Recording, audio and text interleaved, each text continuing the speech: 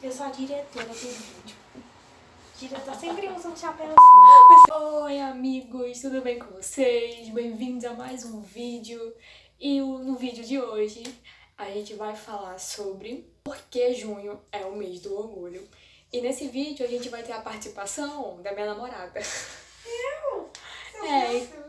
Por isso que eu tô olhando tanto pra lá, entendeu? Porque ela tá ali fazendo gracinha e me distraindo. Eu sou a diretora, gente, do vídeo. Ela é a diretora do vídeo. E explicar pra vocês que essas 3 ou 4 semanas sem postar vídeo foi por conta que a gente tava de mudança. E por mais que não pareça, que é outro lugar, a gente se mudou. E agora vai ser um pouco mais complicado pra eu conseguir arrumar um lugar pra gravar até a casa se organizar. Mas muito obrigado por estarem assistindo esse vídeo. E como vocês já sabem, meu nome é Caio Rafael, eu sou um homem trans. E esse aqui é o Pane no Sistema.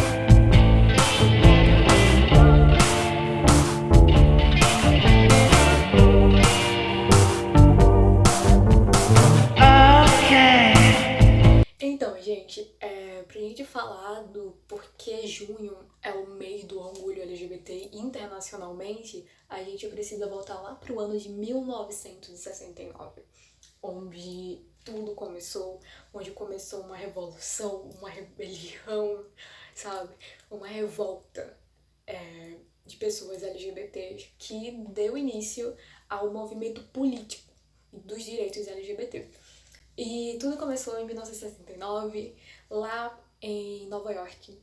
Nova York era completamente diferente de tudo que a gente já imagina como é hoje em dia. Em Nova York, no bairro de Greenwich Village, não sei se estou pronunciando da maneira correta, mas Greenwich Village, ou Village apenas para os íntimos, era localizado, e é localizado até hoje, o bar Stonewall Inn.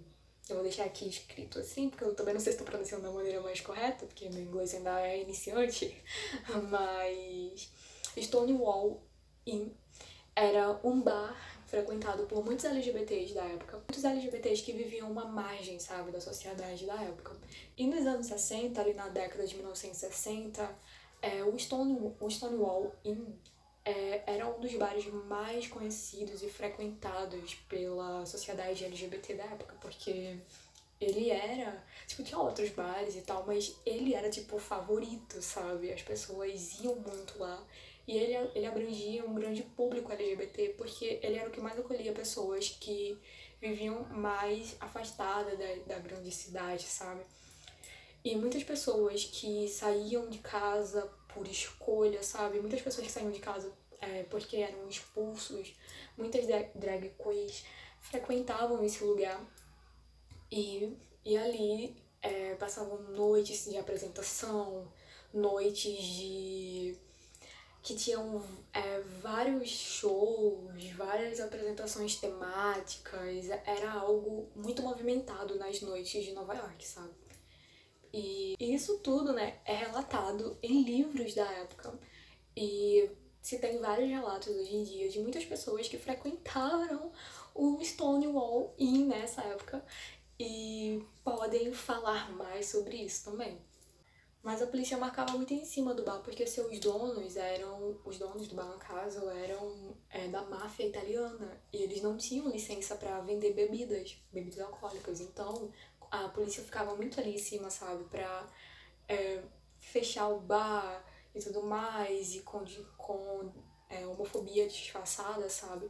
Mas tudo isso apesar dos donos serem mafiosos que pagavam propina pra polícia. O local não tinha licença para vender bebida alcoólica, como muitos bares da época também, e ainda por cima ele não cumpria com algumas regulamentações da vigilância sanitária da época. Naquela época, como o bar não tinha duas coisas, né, que era licença para bebida alcoólica e seguia as regulamentações da vigilância sanitária, então, apesar de toda a homofobia disfarçada da polícia, eles viviam lá, sabe? Pra cobrar propina, pra, enfim, infernizar a vida da gente. E vale ressaltar que eles não estavam marcando só em cima do Stonewall. Eles estavam marcando em cima de vários bares LGBTs na época. Já tinha acontecido várias batidas em outros bares. E as pessoas já estavam ficando cansadas daquilo, sabe? Porque acontecia a batida, o bar era fechado. E as pessoas que estavam dentro do bar eram tratadas com extrema violência, eram tratadas com xingamentos homofóbicos. E eram tratadas sem dignidade nenhuma. Então as pessoas já estavam ficando, tipo, puta que pariu, pelo amor de Deus, de novo essa gente aqui infernizando a minha vida. Foi aí que, juntando toda a frustração das pessoas, toda a homofobia, todo o cansaço de ter que lidar com aquela situação várias e várias vezes, que já vinha acontecendo em outros bares, e pessoas que frequentavam outros bares também iam pro Stonewall e passavam por isso igual, isso tudo foi se juntando e foi virando um barril de pólvora que iria explodir a qualquer momento. E foi o que aconteceu na noite de 28 de junho de 1969. Durante a madrugada de 28 de junho de 1969, a polícia decidiu mais uma vez fazer uma parada e uma batida lá no Stonewall. Já era a terceira vez, gente, a terceira vez em um espaço muito curto de tempo. Policiais faziam batidas em bares, não só no Stonewall, mas em outros ali daquela região, sabe? E então, 9 policiais entraram, dentro do bar, alegando que vender bebida alcoólica era proibido, e mesmo que tivessem, lá no começo, lembra quando eu falei que tinha, um trato entre os mafiosos, dono do Stonewall, e os policiais tinham aquele acordozinho, sabe, da propina e tudo mais, aquilo não valeu de nada naquela noite. Os policiais realmente estavam, como se diz aqui no Nordeste, com o cão no couro. E tudo começou a se inflamar e o barril de pólvora estava começando a explodir. Eles entraram alegando que a venda de bebida alcoólica era proibida e prenderam funcionários e levaram, sob custódia várias mulheres trans e drag queens também, que estavam ali presentes, se apresentando, se divertindo, e levaram elas no caso, levaram dizendo que elas estavam cometendo um crime porque elas não estavam usando ao menos 3 peças de roupa que fosse de acordo com como eu posso falar, esse absurdo, mas que não estavam de acordo com a sua genital.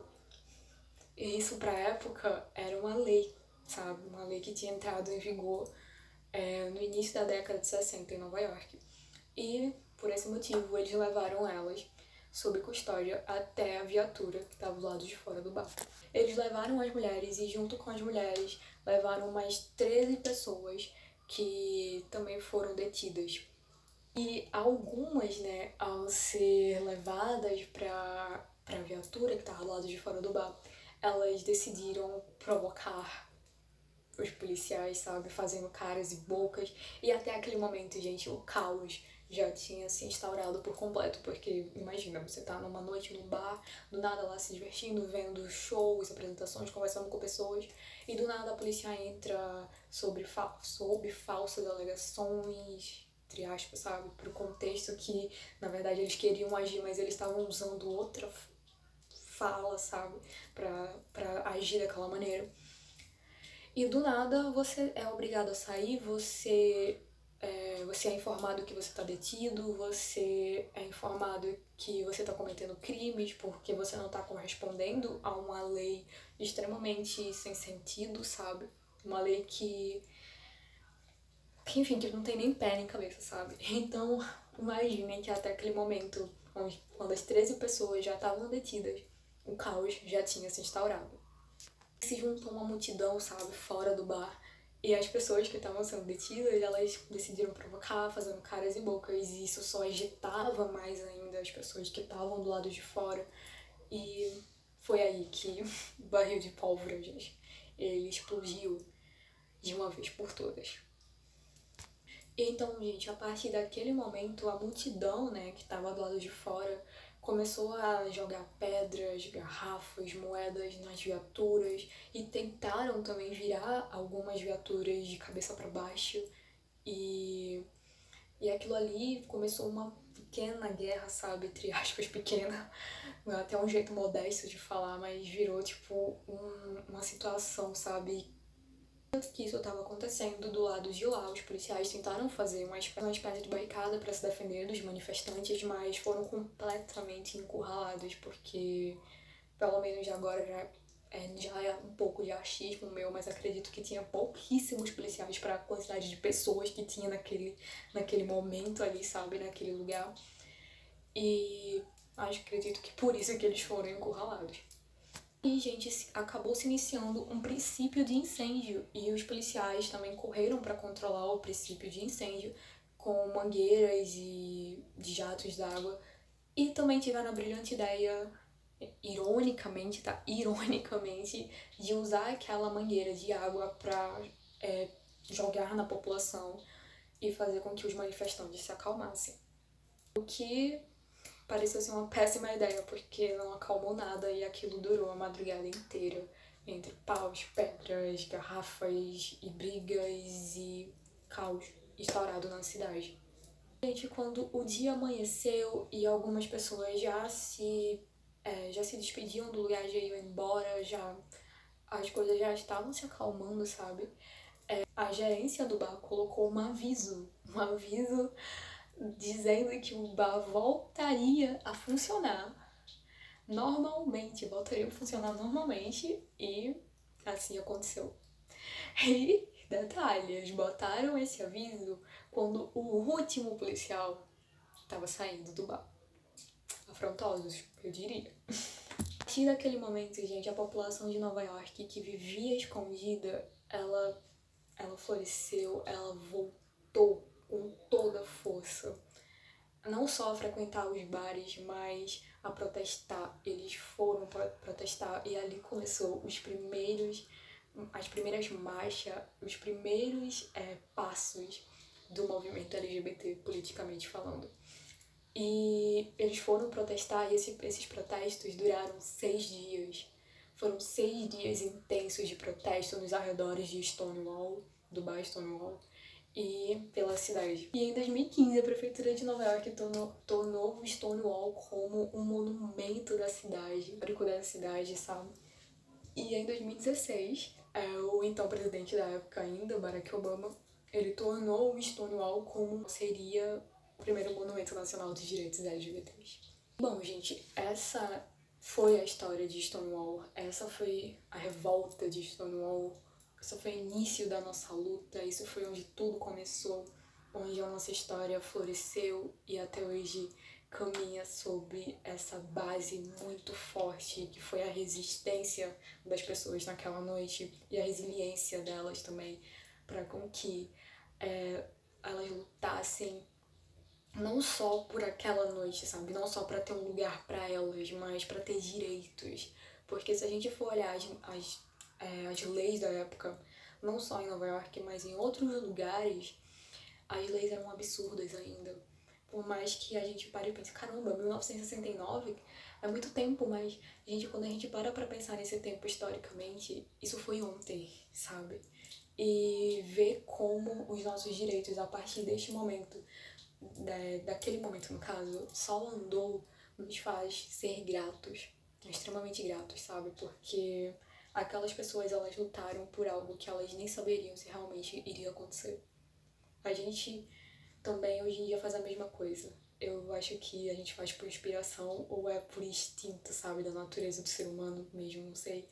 Mas a gente faz a mesma coisa, a gente luta, a gente dá a nossa cara a tapa aqui por algo que a gente às vezes acredita que talvez demore muito ainda pra acontecer ou que talvez nem aconteça. A gente não tem certeza, sabe, se os frutos da nossa luta, eles serão colhidos. Mas a gente tá aqui plantando. A gente tá aqui continuando o caminho que foi aberto pra gente, porque ele foi trilhado por gerações, e a gente tá aqui pra continuar com os passos cada vez mais largos e longos pra gente chegar em um lugar onde a gente tenha todos os nossos direitos garantidos, sabe?